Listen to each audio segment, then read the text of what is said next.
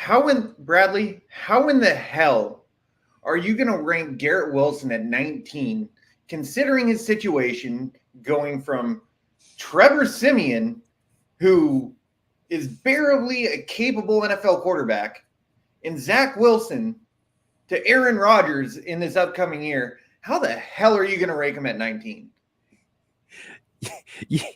Sometimes I wonder that myself, Jake, but let's be honest. Garrett Wilson, he was not very good last year in terms of his play himself. Like, he earned targets, yes, but his yards per route run 54th among wide receivers, 51st against in formation adjusted yards per route run, yards per target 87th among wide receivers. Now you're like, but Bradley, he earned so many targets. Who else is Trevor Siemian? Who else is Zach Wilson going to throw to? It's not Alan Lazard, right? It's not Randall Cobb. It's going to be Garrett Wilson. Like, Garrett Wilson is good. That's why I have him ranked, at 19th. But Garrett Wilson was so bad last year for fantasy. He was wide receiver 47 in terms of best ball value rating. It was an absolute disaster. And we were drafting him at the 1-2 turn. So at 12th overall, and his expert consensus ranking right now on Fantasy Pros is at wide receiver 7. And overall, he's being drafted or selected or ranked. Oh my gosh, I have to keep scrolling down. He's getting at pick 14. So at that 1-2 turn yet again. My concerns are that, have we learned nothing from this past season? There are other factors with the Jets that don't just involve Aaron Rodgers, although Rodgers is turning 40 or is already 40. He's coming off of a season-ending injury, which, yes, he may have miraculously made his way back, but how realistic is it that Aaron Rodgers comes back to MVP form? I think there is a scary floor for Aaron Rodgers for 2024, not only because of his own play of falling off the cliff, of not playing for a full year, but also because of the Jets' offensive line, which was one of the worst in the NFL. And so my concern is that Garrett Wilson, while I don't think he'll be wide receiver 47 for best ball or for any other ranking, I think it's going to be hard for him to return wide receiver 7, given how the Jets are set up. And there's a non-0% chance that Davante Adams gets traded to the Jets this offseason. Garrett Wilson even changed his number in the last week to his old number, which is, and Davante Adams has the Garrett Wilson old number. So Davante Adams' number is now available on the Jets. So, Jake, I think there are just multiple pathways for Garrett Wilson to fail, and there's only one pathway for him to succeed, and that is assuming that he's going to be Davante Adams 2.0 for an MVP caliber Aaron Rodgers. And I want to warn people, we've seen this before. Garrett Wilson can earn targets. He can earn his he plays the wide receiver position very well, but the situation is tough. It's hard to believe in Aaron Rodgers going into 40, and there's so much pressure that we've seen the Jets just collapse time and again. So I am wary organizationally and situationally about Garrett Wilson. I have him outside of my top 15 of wide receivers right now. Yeah, but I mean, I think we got to take situation into account for last year as well. I mean, we want to sit here and talk about stats. He was, wide receiver number 76 in target accuracy at 6.4 per game. We look at what his expected fantasy points were compared to what his actual fantasy points were per game. We're looking at 20.2, which is what his expected points for were, compared to 12.8. Just doing some rough math there. I mean, if you take a look at how he was supposed to play and where he was supposed to be, I don't think wide receiver 19 is a fair number for him at all. I think it should be higher around that, 10, 11, 12 mark. But I mean, he was number 3 in air yard share at 42.7%. He was number 10 overall among all wide receivers in deep targets. He was number 9 in red zone targets. He was number 48 in target quality. That just shows you that the opportunity in his floor was so much worse this past year than what it's going to be with improved quarterback play, improved line play, having the ability to have another receiver come in and not force teams to double team him because he's the only receiver who's worth a damn on the Jets. So I think you're not factoring in A, his situation getting better, but B, just how talented this player is. Oh, he was wide receiver 6 in terms of expected fantasy points, but if you are drafting him at wide receiver 6, wide receiver 7, you're assuming that he's going to get all the way back to what was expected of him, and he's earning wide receiver 1, mid-pack wide receiver 1 target share, but that did not translate. Now let's look at No, hold on. I didn't say he was, wide receiver 6, so I'm not expecting all the way back up to wide receiver 6. But that's where he's being mocked and drafted, and that's where he's going right now. And so my philosophy is, if the public is missing something so significantly, I want to make sure the people who are listening and viewing and watching are out on that type of player, where how much more of a ceiling can he access?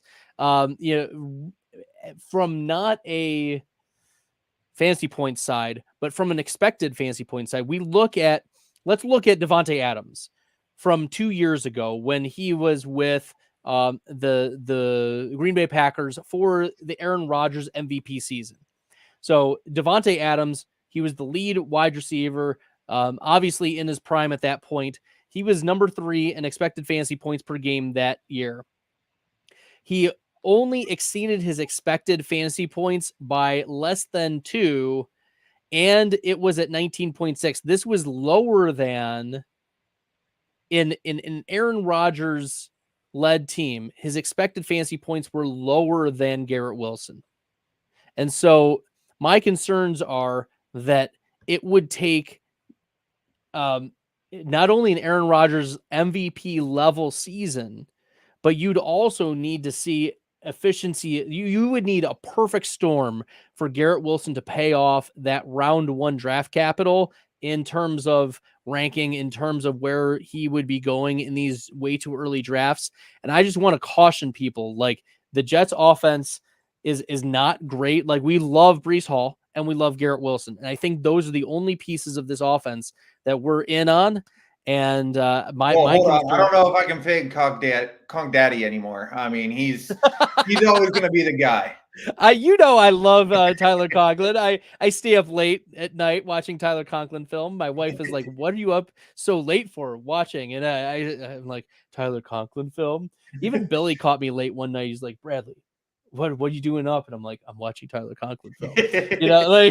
I got caught with a mistress. This is terrible. It's like that Jake from State Farm commercial. Are you wearing any pants? So you were watching Tyler Conklin. Did he have pants on? But at any rate, I do like Conklin. He earned a lot of targets, but they were like useless targets in this offense. And so there's a pathway for possibly Adams to join. Maybe there's been some rumblings in the Jets organization about Brock Bowers, the generational tight end, being drafted by the Jets early on. So I just think that it would have to take an MVP season again from Aaron Rodgers at age 40, coming off of, a lost season. That's not something I'm willing to bet on. Yeah, hard to argue with that. I mean, I do think that he is, being ranked a little bit above where he should be. I personally have him at wide receiver 10. I think there are some other guys that you have ranked that are around that same area that are maybe should be a little higher or a little bit lower, but anyway, I do think that Garrett Wilson is being drafted ahead of where he should be, but I don't think he falls down below to wide receiver 19 in a mid-tier wide receiver 2 like you have him. All right. Jake believes Garrett Wilson not a wide receiver 2. I believe that Garrett Wilson is a wide receiver 2 at this point. All right, Jake, let's move into round 1. And at least among the top 10 of wide receivers, the biggest deviation I have from the consensus is DJ Moore. And Moore I have as my wide receiver 6. He is overall my 10th player, but he's in tier 4, so he's still behind the Jahmyr Gibbs, Kyron Williams, Amon-Ra level. Like, I'm not getting carried away there, but I think he is in the same tier as Puka and AJ Brown and ahead of Brandon Ayuk. I think that there's just a lot of pathways for DJ Moore to not only be successful and repeat what he did in 2023, but to elevate to the next level. Either with Justin Fields staying healthy for the whole season, or if the Bears decide to go the Caleb Williams route, there's going to be more pass attempts in this offense. So I am big in on DJ Moore. His ranking overall, based on the consensus, is at 16. So mid-pack second round pick, and 9th overall. I have him at 6. Jake, what is your take on DJ Moore going into the 2024 season? Yeah, I think that a lot of your similar concerns with Garrett Wilson are also valid for DJ Moore. I mean, the quarterback situation is a little bit up in flux, whether it's going to be Caleb Williams, whether it's going to be Justin Fields. If it is Caleb Williams, okay, then we have to worry about a rookie quarterback coming in.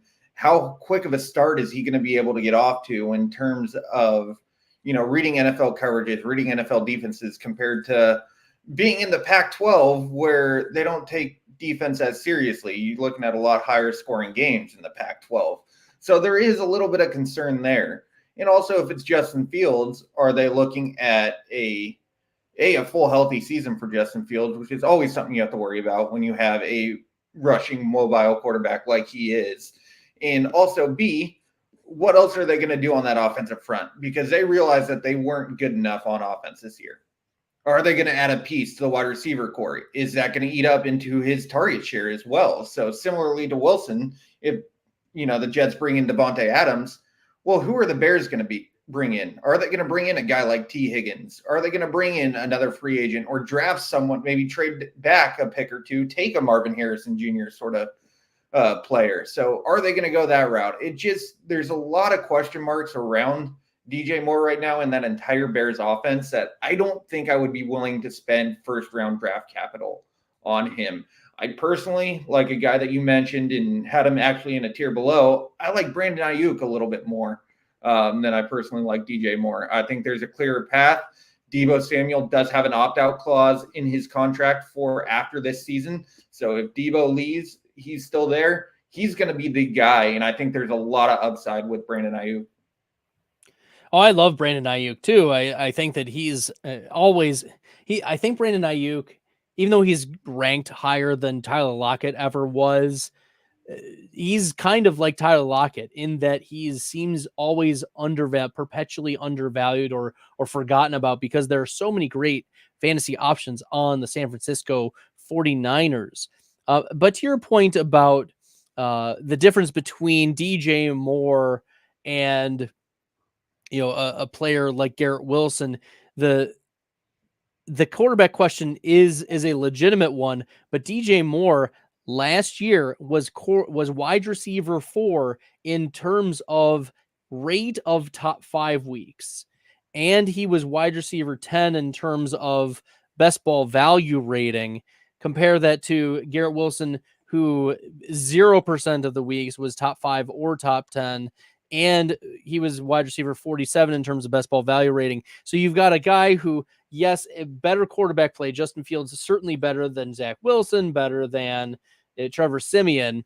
But we saw DJ Moore just have these massive spike weeks with Justin Fields, and it could have been bigger because the weeks where Tyson Bagent was the quarterback, we didn't see those spike weeks. He was the wide receiver 50, wide receiver 56, wide receiver 48, blah, blah, blah, blah. And so with atrocious quarterback play, yes, like DJ Moore falls into that Garrett Wilson type where he is commanding the targets. Like DJ Moore this year, 29% target share, which was 10th among wide receivers. He finished as wide receiver 9 in points per game. But I think there's some untapped upside given the bad weeks that happened in the middle of the season. And there's also an upside swing of maybe it's not Justin Fields, but at least we know what DJ Moore can do with Justin Fields as the starting quarterback. That's why I'm very bullish on him. And I want pieces of this. It can't be worse than what Luke Getsy was rolling out there as the offensive coordinator, right? Just a lot of dink and dunk, nothing. And if we remember, Justin Fields coming out of Ohio State was one of the most accurate downfield passers collegiately. But Matt Nagy messed him up, and there are other coaching issues that when in doubt, just blame Matt Nagy. when in doubt, yes, blame Matt Nagy. But I think DJ Moore is one of those players, ultra talent. But I want pieces of this offense, especially if there's going to be a new upswing or a generational talent quarterback like Caleb Williams. We just saw CJ Stroud elevate Nico Collins and Tank Dell and any of those other wide receivers. Noah Brown went from irrelevant to spike week king. So we've definitely seen rookie quarterbacks upgrade their wide receivers. I love DJ Moore. I want to be drafting. If he's a mid-round 2 pick, I'm going to be drafting a lot of him in 2024. Yeah, I mean, if you take a look at it, a lot of DJ Moore's production, it doesn't come down the field. I mean, he was wide receiver 30 in terms of target rate, and then he was also, I just had it pulled up here, wide receiver 16 in yards per route run. He didn't really dominate down the field, only 1.56 yards of separation on targets and everything. So there is a potential to him being a top 12 wide receiver, but I don't see him as the wide receiver 6 like you have him. Okay. And that's fair. That's why we have these ranking summits to go back and forth and debate about these wide receivers. Ryan jumping in the comments, Bagent unfortunately looked a lot better than Zach Wilson. Yes, there were moments where Bagent looked like a capable quarterback from time to time. Garrett gets a mulligan, but that's hard. It's hard to swallow that type of mulligan when you were burned so badly, and now he's being drafted virtually at the same exact spot, despite some of the warning signs. And I think it's going to take a lot for the Jets to adjust because their defense is very good, which means they're probably not going to get into shootouts. They have 3 of the top 25 cornerbacks in the NFL, led by Sauce Gardner. And so you're not getting into shootouts. You've got a good defense. You've got a quarterback who is one of the slowest pace of play quarterbacks in NFL history. That was his calling card, Aaron Rodgers' calling card back when he was with the Packers. And now look, the Packers are like moving very quickly. The line, they've got so much motion. Like the only reason it's taking a long time for the Packers right now is because there's like Jaden Reed running around the backfield. But you've got a slow pace. You've got a good defense. The offensive line isn't very good for the Jets. They're going to have to address that. And so you're banking on big plays from Garrett Wilson and high volume. I am concerned that there's just too many pathways for Garrett Wilson to fail. So that's my justification for Garrett Wilson where he is. I will say to Ryan's point that, I don't see the Jets being that incompetent. And I know that's asking a lot of the Jets because of their history to not address that backup quarterback situation moving forward into the upcoming year. I'd be very, very surprised if they don't make a pretty heavy move to solidify that quarterback room in the off chance that Aaron Rodgers does, go down again with an injury. It wouldn't surprise me if they draft a quarterback first round. Like real talk, like Aaron Rodgers is only guaranteed 2024 to the Jets. Like I'm here for another year. I'm not going anywhere for this year. 2025 is not in the cards. And if the Jets win, then they've got a late pick by the time that Aaron Rodgers is probably going to retire. If the Jets lose, then they've got an early pick, but they've wasted this then. Yeah, they've wasted an opportunity. So I think that they're going to do everything that they can to win, and that's going to drive their pick. They're going to be competitive in a lot of games with that defense. So I am concerned long term. I wouldn't be surprised if they do try to draft a quarterback in the first round and Jordan Love this thing.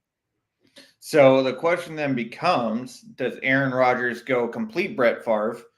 Cousins coming off that Achilles. They might sign him to a one-year deal, bring Aaron Rodgers in 2025 to be their quarterback, and then we just have history repeating itself. Oh my gosh, this would be too much. As Packers fans, we are seeped in the Packers history. Nevertheless, Ryan's asking, do you think it's going to be Jacoby Brissett as a backup or the rookies, Penix or Nix? I think Brissett makes sense. He played very well for the Browns last season in 2022 in the midst of the Deshaun Watson debacle.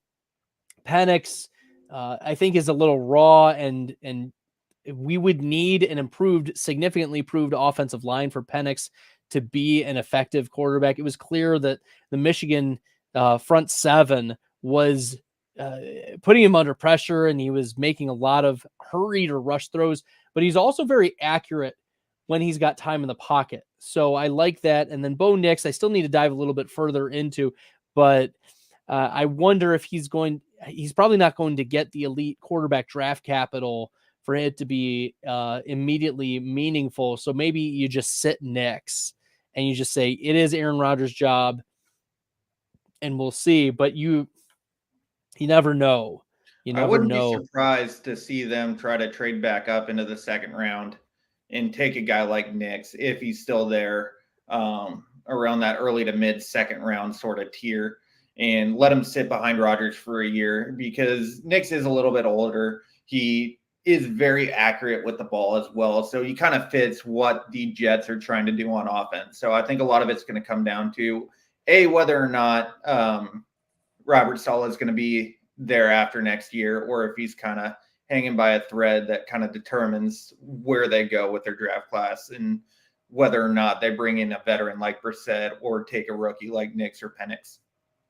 Yeah, if I'm calling it right now, Robert Saleh is not going to have a job in 2025 as a head coach for the Jets. I think probably not, but I think that'll be a mistake. I mean, what he's done with that defense is phenomenal. I think he's actually a really, really good head coach.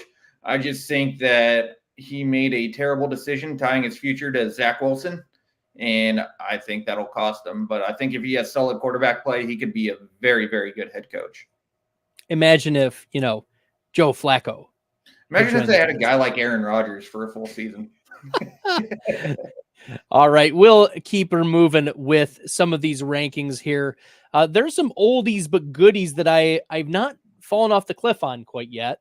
And at 11 or at 12, I have Stephon Diggs for this season. Keenan Allen in 2024, I have at 13. Both were players who started very, very strong. And then, Allen dealt with the heel injury. Diggs kind of disappeared. And part of us are like, well, what are we going to do? I don't know. This is scary.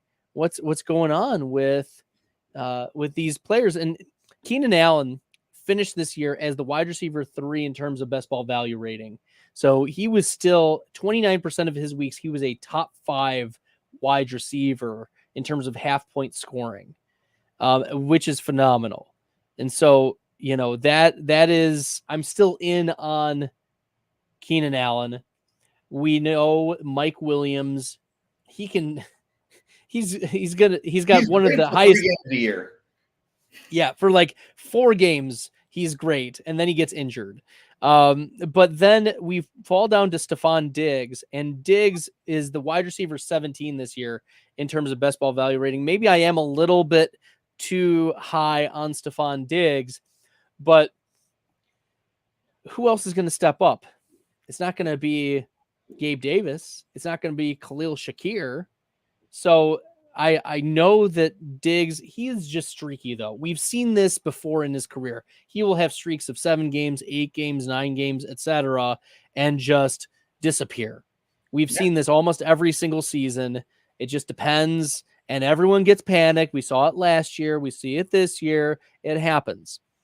Stephon Diggs, though, I think if you get him as a back end of the second round, I would have to pull up the overall rankings, but I have Diggs at wide receiver 12 in the rankings, and overall Diggs I have at 22. So yeah, back end of the second round at the 2-3 turn, I think is appropriate for that type of player. And then you're probably going to be able to get Diggs in round 2 and then come back around to Josh Allen in round 3. So you've got a round 1 pick, you've got the Buffalo stack. This is the way to go. And I think if Diggs is getting priced down even further because his expert consensus ranking is 31, like a mid third round pick, I think that's falling too far for the wide receiver 1 for Buffalo. Yeah, I agree. And I mean, one thing to keep in mind too is Gabe Davis is a free agent after this year. Are the Bills going to bring him back? Are they happy with what he's done?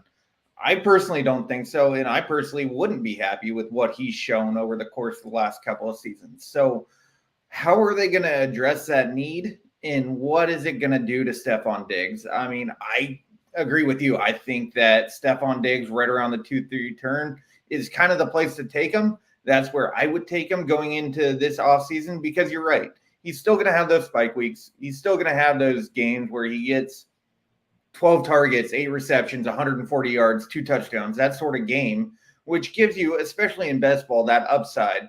But I don't think he's going to be that wide receiver 1 production that we've seen in the past from him in terms of consistently a top 3 wide receiver where you are fighting to draft him. Yeah, and this year, obviously, his lowest receiving yards since 2019. He had 160 targets. He's had 155 or more targets each of the last 4 seasons. But wide receiver 13 this year in fantasy points per game per player profiler, number 9 in target share, 31 in yards per route run. Diggs, remember, just turned 30 years old. Very fast wide receiver. Maybe we've seen him take a step back, but he's 6 foot 195. He's not one of those big bodied wide receivers like a Mike Williams or back in the day a Brandon Marshall that is just taking big hit after big hit. And so I think this is just a part of the ebbs and flows of the profile of this player. So again, like if that's where Diggs is going, you got to live with your lumps. But here's the dirty little secret, Jake, is that wide receivers tend to bust, and at rates that you just need to be comfortable with. We look at Stephon Diggs as in terms, okay, we'll take a step back. The wide receiver, Diggs was wide receiver 12 in terms of rate of flex weeks. That is 12.5 points in PPR or more. He only did that 51% of the time, and he was a top 12 wide receiver. So essentially a coin flip. You're looking at a back end wide receiver 1, 50% of the time gives you at least a flex usable week. 50% of the time does not. Like, it's a coin flip. That's a dirty little secret, is half the time your top 12 wide receivers don't produce for you. So you just have to live with these lumps. Like go down to wide receiver 24, Garrett Wilson, 36% of the time. And that's a top 24 wide receiver, only 36% of the time giving you a flex-worthy week. The dirty little secret is, like, floors can be zeros for a lot of these wide receivers, and you just need to live with it. Yeah, absolutely. And I think another thing to keep in mind, too, and a question that'll certainly come up, I think, this offseason, is Stephon Diggs happy in Buffalo? Ooh. Is he going to stay in Buffalo going into next season? We heard rumblings all year about his relationship with Josh Allen. We heard that it might be strained. We heard it might not be perfect. So is he going to be able to stay in Buffalo where it gives him the best chance to succeed? as a round 2 pick, especially early in round 2, I'm not willing to take that shot. Mostly because I also kind of abide to the Bill Belichick philosophy. I'd rather be a year too early on a player than too late. So I'd rather not get burned by Stephon Diggs one last time, coming down the stretch where you really need him most. Yeah, he's not going anywhere in 2024 unless he does some renegotiation, because his dead cap hit for 2024 is $31 million. That's it. That's it. Yeah. In 2025, it's $22 million, which is possible that they get out of that one. So for his age 32 season, and then probably age 33, 34, he probably ends a bill outside of a diva spiral. He probably finishes as a Buffalo Bill. Could be. I mean, we'll just have to wait and see what happens. I wouldn't be surprised to see him renegotiate and be able to move on from there, kind of go somewhere maybe a little bit more tropical, a little bit warmer, and retire into the sun. Yeah, I don't think he longs to stay in the snows of Buffalo, New York for much longer, but we'll see. We'll see. But I think at the back end of the second round, beginning of the third round is a fine spot for Stephon Diggs, given what he like. Yeah, he kind of disappointed last year as a back end first round, mid back end first round pick. But if that's the going rate for Stephon Diggs in 2024, give me some of that. Absolutely. We can also talk about, so we hit on Keenan Allen, we hit on Stephon Diggs. Oh man, we can talk about one guy I think you have a little bit low is T. Higgins. I mean, you have him sitting here at wide receiver 22. Okay, puts him as a low end wide receiver 2. But again, the question becomes, is he staying in Cincinnati or is he moving on? I mean, we've seen him be wide receiver 15 in fantasy points per game for a number of his years over there in Cincinnati when he was playing behind Jamar Chase. I've heard him linked to the Bears. I've heard him linked to, Carolina. So if he goes to Carolina, develops that chemistry with Bryce Young, I probably have him a little bit higher going into this year. I was very, very out on T. Higgins coming into this year, but I probably have him somewhere right around wide receiver 16 for this upcoming year. Yeah, I think T. Higgins is a player that really disappointed in 2022, and I was also out on because he was not giving you the spike weeks that you were hoping to see. But in 2023, even though his floor bottomed out, like 31% of the time, T. Higgins gave you a flex week, which is pretty bad. We talked about, Garrett Wilson being like 36% of the time. Like if only 3 out of 10 weeks, approximately, you're getting a flex worthy play from T. Higgins, that's not going to work. And it's not going to justify you drafting him as a top 15, top 18 option. But T. Higgins this year, 7% of the time, was a top 5 wide receiver in terms of weekly rate. That was wide receiver 25. And so he was able to get some of those spike weeks back, which was nice. But he finished as wide receiver 31 in terms of best ball value rating. So we did see him price him. I think he priced himself back into re-signing with the Cincinnati Bengals.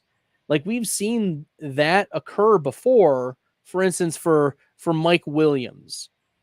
Mike Williams re-signed with the LA Chargers. That was an example of a player who didn't play great and then priced himself back into playing again for the team that drafted him. And I think if T. Higgins would have exploded, he would have priced himself out, and now there would be a much larger market. But I don't think there's going to be as strong of a market for T. Higgins as maybe we initially would have thought coming into this season, into 2023. So I'm a little concerned about T. Higgins. If he returns to Cincinnati, he's still going to peg. He's never going to be the 1B. He's always going to be the 2 to Jamar Chase. And so I'm not in on T. Higgins yet again, assuming that he's returning to Cincy. I definitely think his value does take a little bit of a hit if he does stay in Cincinnati. I don't know if he wants to be in Cincinnati. I mean, you hear Jamar Chase kind of talk about the situation too. Well, that depends on how much I get. So I think their priority is to re-sign Jamar Chase and let T. Higgins kind of take his shot at free agency, where I think a team like the Carolina Panthers will overpay him a little bit in order to secure him and get sort of a wide receiver 1 for Bryce Young. So that's kind of the vision that I see happening more with the T. Higgins path compared to him coming back and staying with the Bengals. But again, if he does re-sign, I do think it takes a little bit of a hit. Yeah, I mean, if he let's play the Carolina Panthers game then. Like, there's just so many pathways for failure for a Carolina team. We've seen, Mingo not hit. We saw some spike weeks from Adam Thielen, which was nice, but Thielen he's one of those old crusty wide receivers as well. And we saw DJ Chark have a couple spike weeks. Obviously, I think T. Higgins would be the best of all of those. But one of the reasons why they failed was the offensive scheme. Who's going to be the head coach? Is Tepper going to step in again and maybe relieve the GM of the duty? Like, there's a lot of questions that we have about Carolina. And if I'm T. Higgins, yes, I want the money, but I'm also coming from Cincinnati, where we've been competing for Super Bowls, over the last couple of years. Yeah, they had a down year this past year because Joe Burrow injured, blah, blah, blah. But if I'm T. Higgins, I'm still trying to compete for Super Bowls at this point and looking for, I'll sign with the Chiefs. I'll sign with the Bills. I'll sign with some big. So let me ask you this. If he goes to the Chiefs and signs with the Chiefs, you think that makes the situation better or worse? I think that's better. Better. I think we move him up. I think I do move him up if he goes to the Chiefs. I think that he would not push. I don't think he would be the wide receiver 1. I still think Rashee Rice would be the 1A and 1B with T. Higgins. At least they would be side by side. I don't think that one would be, it would alternate essentially. Like, we know that Jamar Chase is the 1. I don't think it would be clear who would be the 1 if it's T. Higgins or Rashee Rice if it's Kansas City. So then why do you have Rashee Rice 9 spots lower in your rankings compared to T. Higgins? Well, the reason why I'm lower on Rashee Rice is, it's twofold. One is his efficiency metrics are going to drop in his second year. He only played, 65% of the snaps on the season.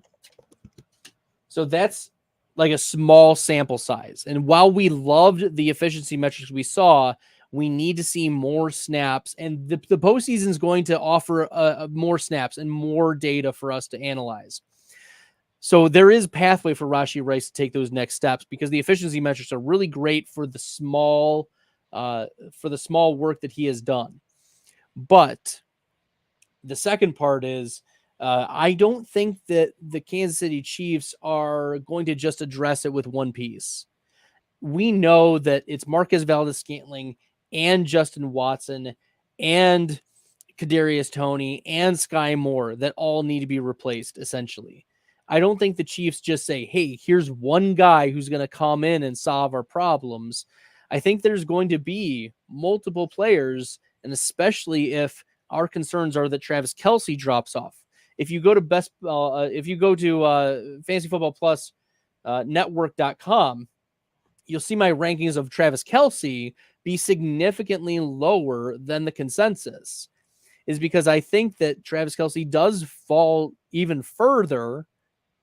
He was best ball value tight end 2 this season, but I think he falls even further given what we saw in the second half of the season.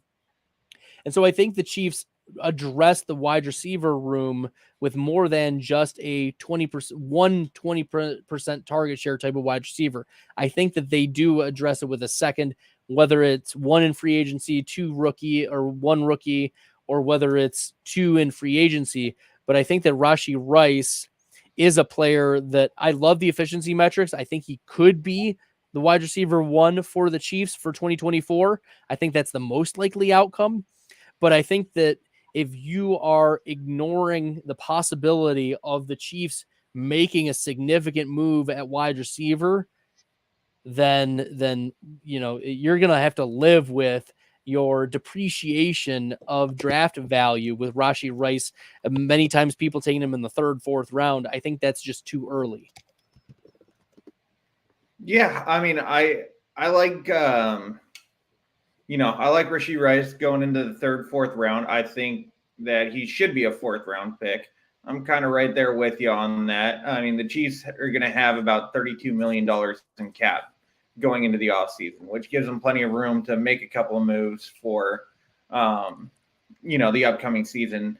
They have a very young defense. I mean, I don't know off the top of my head how many players need to be re-signed on the defense. I think that's something that is going to have to be looked at, but I do think that they do have enough cap room to make a pretty big splash on the wide receiver front and, go from there. I wouldn't be surprised to see Travis Kelce take after his brother and just straight up retire after this year either, depending on how they I don't finish. think he will. I don't think he will, but I think he's got one more year after this, and then yes, I think he'll retire. Said I'll go off into the sunset with Taylor Swift, and they'll make their babies and have whatever. Like I'm rooting for this. I know some people are like anti Kelce and Swift, and no, I'm here for all of it. Who cares? On it, I'm here for this. It's great. It's fun. Yeah, have it brings fun a with whole this new please. audience into football, and it grows the game and makes the game bigger. She's obviously a bigger presence than he is. I didn't think we were going to be talking about Taylor Swift tonight. I got to be honest, but look, this is also maybe the fear is that maybe the fear is not so much, oh, Taylor Swift is ruining our sport. Maybe the fear is Taylor Swift. If Kelce and Swift get married, then that means my girl is going to want to get married to me. The girl that I've been with for years. And now she wants it because it's cool to be married now because Swift and Kelce will get married. And then it's cool to have babies. And I don't know if I want babies, And so, like, it's going to completely shift the entirety of what is cool in America. And I don't know if, like, 25 to 35-year-old men are ready for that at this point, like mentally prepared for that. Well, so I think some of us are good ones. I'm married. I'm 29 years old. I'm married over here. So, I must have done something right. But I guess I'm not. So cool. I think that, as complete aside, I what if, just hear me out, Calvin Ridley and T. Higgins on the outside, Rashee Rice in the slot. That definitely changes. I don't know if they'll have that much cap space to make those moves, but I still think, look at a lot of Rashee Rice's targets. They're not going to be down the field sort of targets. He was third in the league in yards after catch. He was, a lot of his routes were shorter routes, and he made a lot of them happen after the catch. Yes. So he's still going to get those same targets. He's still going to get those screen passes. He's still going to, do that dirty work over the middle of the field like a Julian Edelman kind of did back in the day. But he's more explosive as well. So I think that's what's really keeping Rashee Rice's value is A, his explosion, how explosive he is, and B, that those targets aren't going to go away even if they do bring someone else in on the outside. He's a 95th percentile burst score. So that explosion is what has got him here, and that's not going away anytime soon. No, he's not going to go away. He's going to have his spike weeks for sure. And I think the best ball value rating, I haven't adjusted for week 18 nor the playoffs yet. So those things do count. Those, by the end of the season, they do count toward the best ball value rating. So I will be updating those once we get it in. But a player who I know we're diving a little bit further down than I said, but it's okay. He's next to Rashee Rice in my rankings, and that's Jayden Reed, who put up an absolute goose egg against the Dallas Cowboys. But I don't know if you saw the splits there, but the reason why Jayden Reed was not as involved is because he wasn't playing as many snaps because the Packers were in 12 personnel. Jake, how concerned are you that Jayden Reed is now a little bit more scheme dependent, given that he plays 75% of his snaps in the slot? Christian Watson was healthy and Romeo Doubs was out there. Dontavian Wicks was also there. Musgrave and Kraft. How is Jayden Reed going to fit in and mix in here for the Packers, given that some analysts are thinking he's going to be a 3rd and 4th round 2024 pick? I just can't get there. What do you think? I'm massive draft crush this year on Jayden Reed. I think he's going to take a step forward. I think we're going to start to see a little bit of a decline in production from a guy like Christian Watson. I also think Dontavian Wicks is a guy that needs to be drafted next year and go in those later teen rounds. But I'm not concerned about that game against Dallas at all. What happened versus Dallas was an absolute blowout. It was a dismantling. It was beautiful. Yeah. Oh, yeah. I was more than happy to watch it, and I will be more than happy to watch the Packers dominate the Niners this weekend. Heard it here first. But I don't think that I love it. They needed Jayden Reed to do anything because of how much the other guys around him were doing. And if you watch the replay of that game on the touchdown to Dontavian Wicks, he had Jayden Reed open across the middle, which would have been a walk-in touchdown as well. He just went to his hot read, which was Dontavian over the middle of the field. So he had opportunities. He was still getting open on plays. Jordan Love just threw it somewhere else, and it happened to work out. So I think if that game was closer, we would have seen a lot more of Jayden Reed. I think they would have tried to get him out on the perimeter. Dallas also has a very, very fast defense. So those, jet sweeps with Jayden Reed, those kind of where Jayden Reed excels, those aren't the type of plays that are going to be the best type of plays to run against Dallas. So yeah. I think we'll see a lot more of them this week. And I think Jayden Reed's going to be an absolute smash moving forward. All right. You heard it here. Jayden Reed. Okay. If you were to put a round on it, where would you draft Jayden Reed? I'm probably taking Jayden Reed in about the 5th to 6th round. I think that's kind of where he belongs. That's where he should go. And if he's there in the 6th, it's an absolute smash every single time. But I'm also not afraid to reach up into the 5th to take him to make sure that he's still there. Good, because that's where I have Jayden Reed. I have him at 60. I have him at 62. So at the end of the 5-6 turn, I think is the right spot for Jayden Reed. We're obviously, Jake, we're going to find out when early ADPs come out. And these are obviously very valuable when it comes to finding out information about the consensus and what leverage points we can have with regard to drafting and who can come back to us in our drafts. But the early takes, the early belief is that Jayden Reed is going to be steamed up pretty heavily right away. And I'm hoping and praying that this goose egg drops it down even further, because I like that 5-6 turn spot for Jayden Reed. Yeah, he's an absolute smash there all day. I'm going to be taking him nearly. If he's there at the 5-6 turn, I'm going to have pretty close to 100% ownership of Jayden Reed this year. Now, you mentioned Christian Watson, a player that I have just a couple spots ahead of Jayden Reed.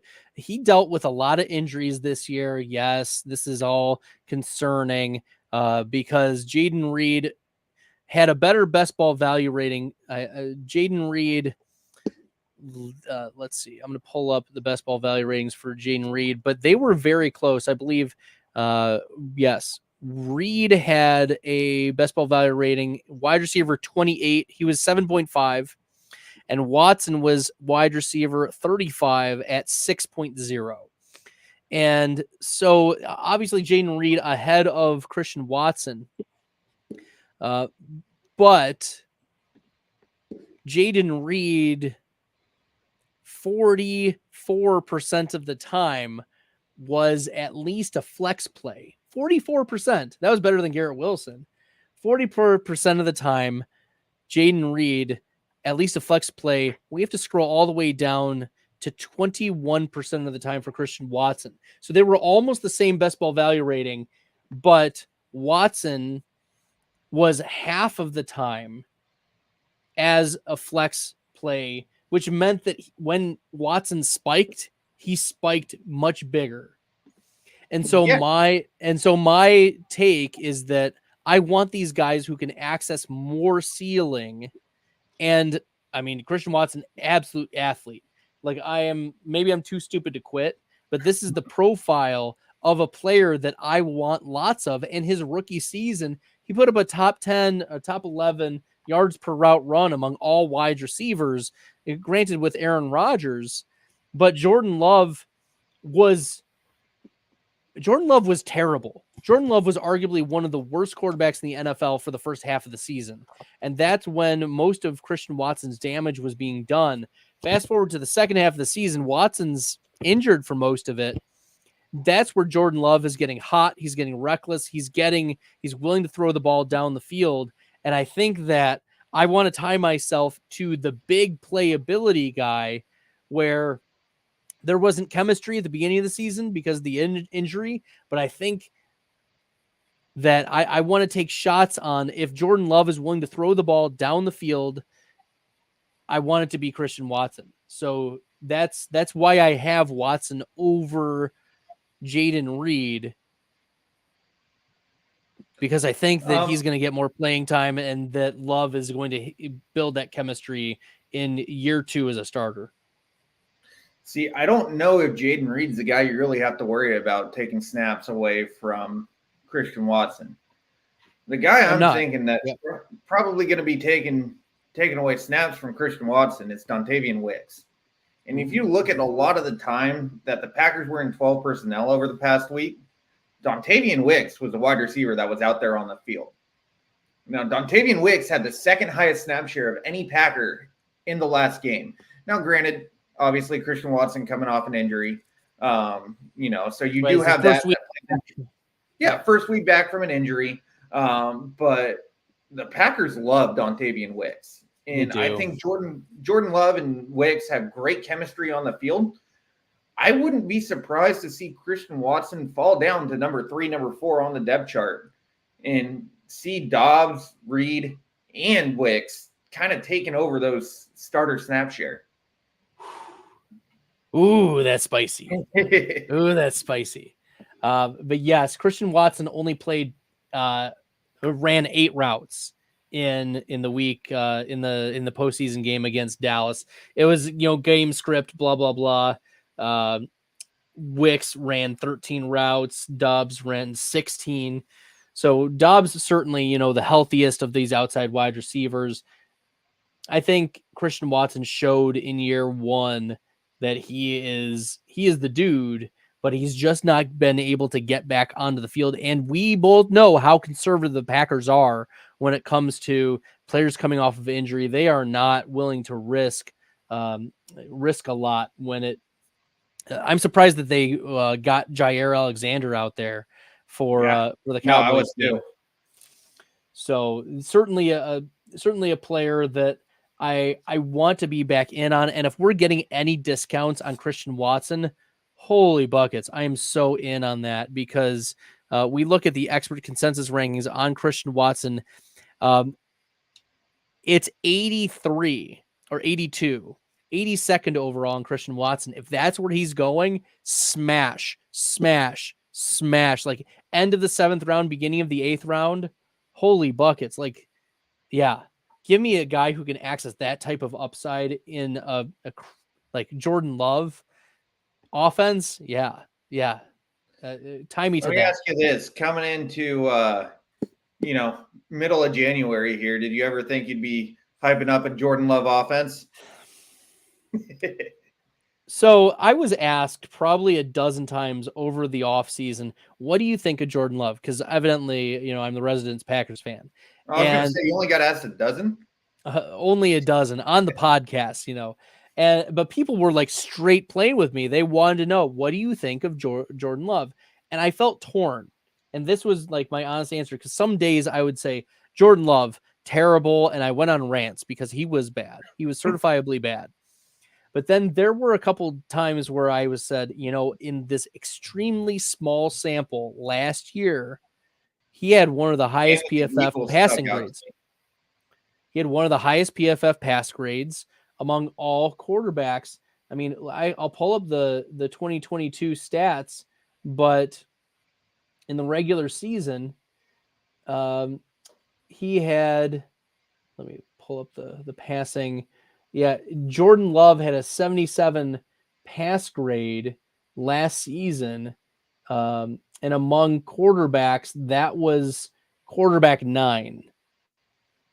And now, granted, he only attempted 21 passes, a very, very, very small sample size, but it was so encouraging relative to what we had seen previously, where Jordan Love, his passing, okay, so this was his passing grades. He didn't play a single snap his rookie year. So 0, nothing.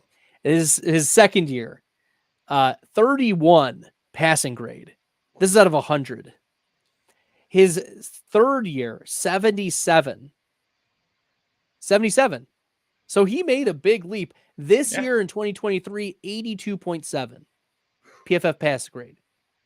Significantly different, and you see the growth. Yeah. So for a player like him,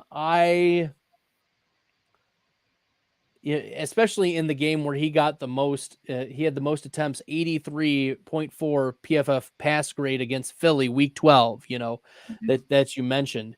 So Jordan Love was a player that I was like, he's probably bad, but at least he gave us some hope.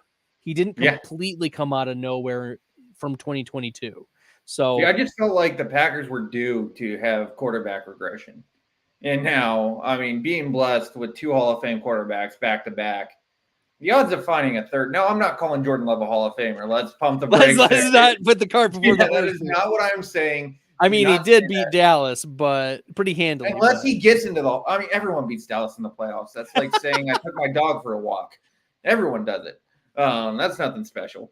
But, you know, if he is a Hall of Famer, yeah, sure, then you can say that I said it first. But, yeah, I just figured that at some point in time, the Packers were going to miss on a quarterback. And I had a pretty strong feeling it was going to be Jordan Love. I am very happy to be proven wrong.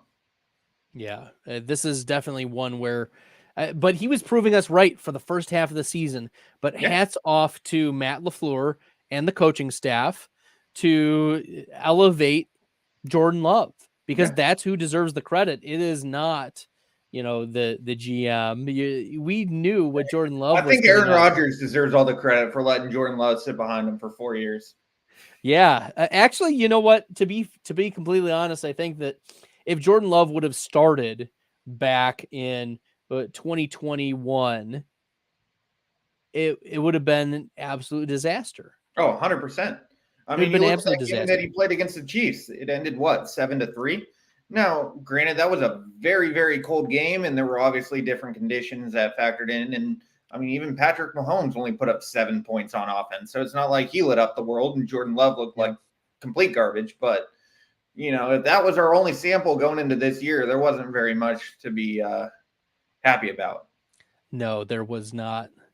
So that, you know, I think in the rankings for right now, from what I'm hearing, you would have it Reed, Watson, Wicks, right? And then Dobbs, or how would you rank these 4 Green Bay Packers wide receivers? Yeah, that's probably how I'm go. I'd probably go Reed. I'd probably go Watson, and then Wicks and Dobbs. I'm going to be pretty close again, near 100% on Dontavian Wicks towards the middle half of the later rounds. If he's there in the 14-15 range, that's going to be a smash for me all day long. I think he's going to have tremendous upside, tremendous spike week potential. So especially in best ball drafts where you don't have to worry about starting a lineup, I think he has serious potential to be a absolute steal of a wide receiver in those late rounds. Yes, I agree with you there. I think that we should be taking a lot of Dontavian Wicks. Well, Jake, this has been Actually, a lot of now that I'm on the podcast, no one take Dontavian Wicks. Stay away from him. He's going to be terrible. And just let me draft him so you guys don't have to. Fair enough. Jake, it's been great having you on discussing some wide receivers in the top 25 or so. We did dabble slightly outside the top 25, but it's a lot of fun getting with you here talking wide receivers and way too early rankings. Make sure you guys are following Jake on Twitter at Jake Brandt 16. You can follow me on Twitter at FF Stalder. And we'll be doing some ranking summits. There's a lot of other podcasts and content that's coming out on the Fantasy Football Plus network. If you like the content and find it helpful, make sure you guys are subscribing on the channel. And any last words, Jake? Always a pleasure, Bradley. Thank you so much for having me, man. All right. Until next time, good luck in the fantasy football streets, everybody.